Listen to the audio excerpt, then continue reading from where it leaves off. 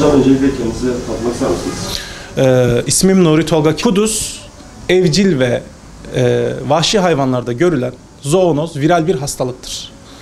Isırma yoluyla bulaşan bir hastalıktır. Ölümcül bir hastalıktır. Kuduz genellikle 3 aydan büyük hayvanlarda 3 aya kadar anneden aldıkları antikorlardan dolayı bağışıktırlar. Ancak 3 ay geçtikten sonra bu bağışıklık ortadan kalktığı için kuduza yatkın hale gelirler. Bu durumda eğer aşı yapılmadığı takdirde aşısızsa hayvan 3 aydan da büyükse ısırma yoluyla herhangi bir memeli canlıya, insan da olabilir bu, başka bir hayvan da olabilir, ısırma yoluyla bulaştırılan bir hastalıktır. Kuduzun tedavisi maalesef bulunmamakta. Biz bu durumda koruyucu hekimlik adı altında daha çok çalışıyoruz. Önlemler alınabilir ancak eğer kuduz bulaşmışsa ısırılma yoluyla maalesef tedavisi mümkün değil. Isırılan bölgenin nerede olduğuna bağlı. Isırıldığı zaman eğer bu hastalık merkezi sinir sistemine yerleştiği için ısırıldığı bölgeden dolaşıma gider.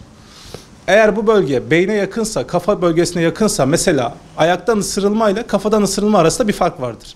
Eğer kişi ayaktan ısırılmışsa zamanı biraz daha fazladır. Kafadan ısırılmışsa zamanı daha kısıtlıdır. En yakın sağlık kuruluşuna müdahale için gitmesi gerekiyor. Burada zaman çok önemlidir.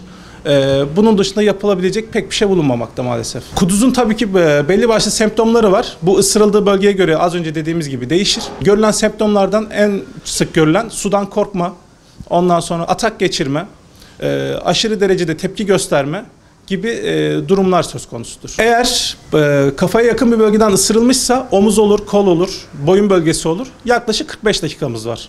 Eğer ayaktan ısırılmışsa 2 saate kadar bir süremiz bulunmakta.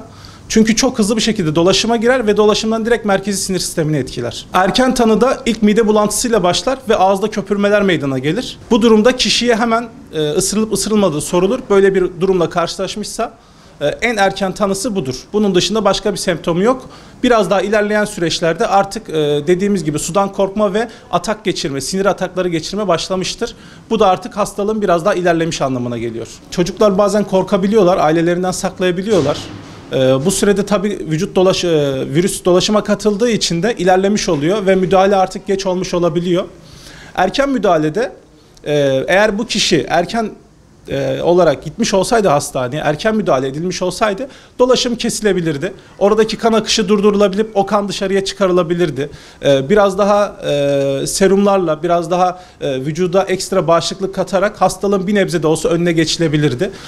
Burada tabii ki geç kalındığı için maalesef kurtarılamadı. Zamanla alakalı. Kuduz ölümcül bir hastalıktır. Şu anda maalesef tedavisi bulunmamakta.